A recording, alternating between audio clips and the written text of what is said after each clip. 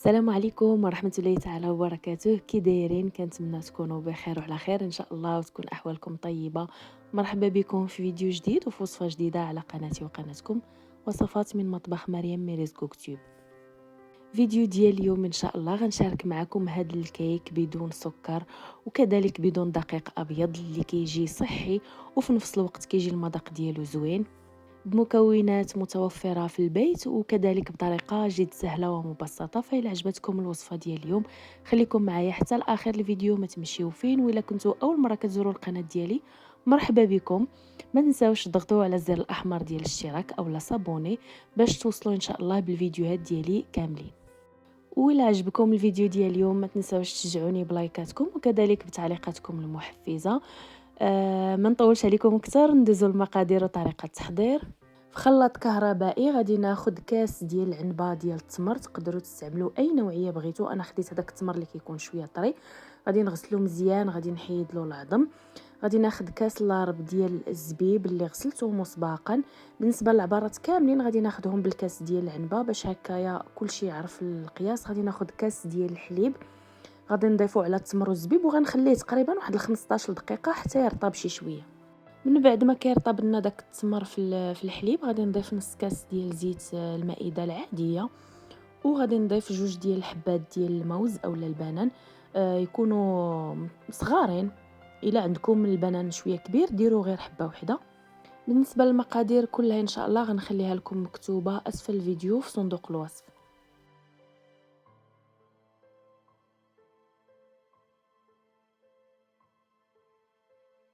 من بعد غادي نضيف 3 ديال الحبات ديال البيض، انا استعملت هنايا بيض من حجم صغير. الا كان عندكم البيض متوسط غادي تستعملوا جوج ديال الحبات، يكونوا بطبيعه الحال بدرجه حراره المطبخ. غادي نزيد عليهم واحد العلبه ديال دانون مسوس بدون سكر، هذا كيبقى اختياري، الا ما كانش عندكم متوفر تقدروا ما ديروهش. بالنسبه لتنسيم الكيك غادي ندير هنايا نص معلقه صغيره ديال القرفه ونص معلقه صغيره ديال السكينجبير.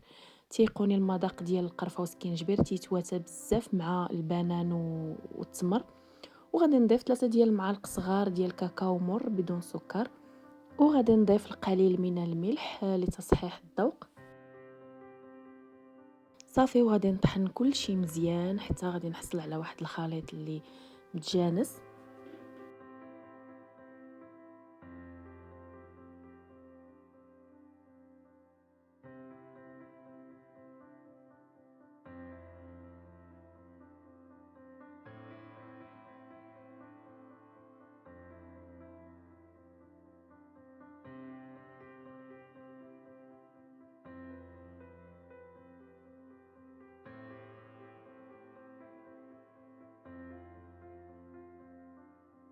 من بعد ما كنطحنوا كلشي غادي نديرو في واحد الاناء، وغادي نضيف ليه هنايا الكاس الاول ديال الدقيق الكامل، الدقيق اللي تيكون بالنخاله ديالو. وغادي نضيف واحد جوج ديال الاكياس ديال خميرات الحلويات، كل كيس فيه 8 غرام، اي في المجموع 16 غرام. وغادي نخلطو كلشي مزيان.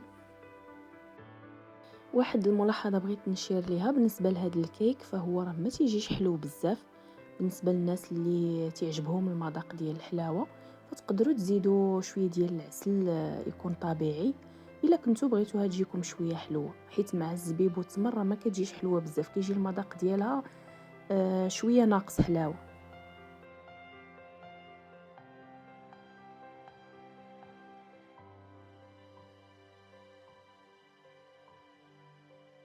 غادي نزيد واحد المعلقه صغيره ديال الخميره ديال الخبز اللي زدت عليها واحد المعلقه صغيره ديال الماء دافي وخلطها مزيان. غادي نخلط كلشي مزيان، وغادي نزيد الكاس الثاني ديال الدقيق الكامل.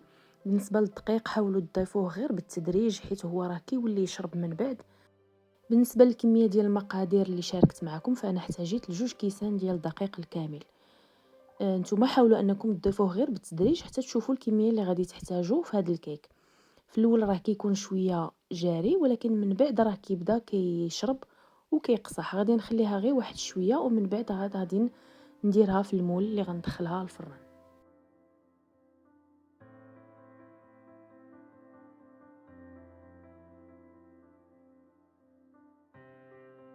غادي ناخد المول وغادي نغلفو بورق الطهي. بالنسبه لهاد المول انا اللي استعملت فهو الطول ديالو فيه تقريبا شي 32 والعرض فيه 8 سنتيم، يعني راه مول شويه كبير.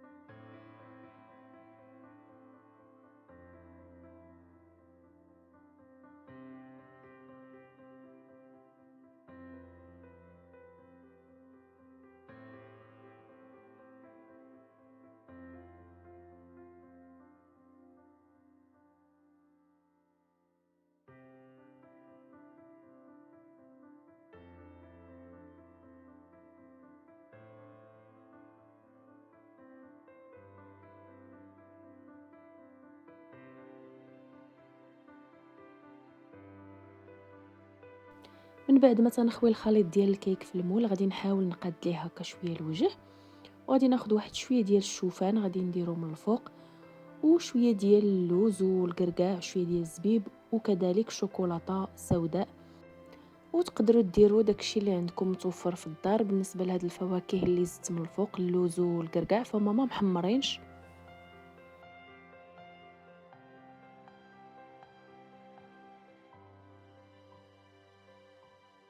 صافي من بعد غادي ندخلو الفران اللي سخنته من قبل على 160 درجه، غادي نخليوها حتى غادي طيب. بالنسبه للوقت راه كتاخد شويه الوقت زايد على الكيك العادي.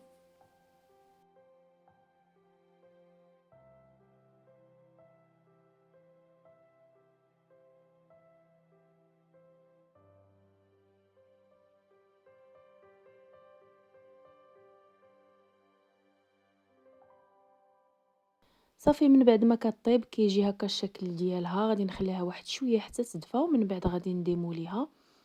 تيقوني هاد الكيك كيجي المذاق ديالو زوين بزاف. بالنسبه للناس اللي ما تيبغيوش المذاق ديال البنان فهو راه ما تيجيش باين في الكيك بحكم اننا درنا القرفه وسكينجبير.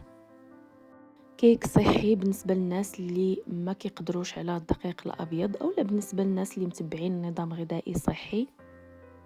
من غير ديك الزيت الروميه اللي استعملت، فاذا بغيتو تبدلوها بزيت العود اولا زيت الزيتون فتقدروا تستبدلوها بزيت الزيتون، راه المذاق ديالها ما تيجيش باين في الكيك. وحتى من الداخل راه كيجي اسفنجي ومهوي من الداخل والمذاق ديالو كيجي زوين بزاف. غير جربوه ان شاء الله راه غادي يعجبكم. وصلنا لاخر الفيديو، كنتمنى انه يكون نال اعجابكم. الى عجبكم خليوا لي لايك، واذا كان عندكم اي اقتراح تقدروا تخليوه لي في التعاليق اسفل الفيديو. شكرا على المشاهده، وموعدنا ان شاء الله في فيديو مقبل ان شاء الله.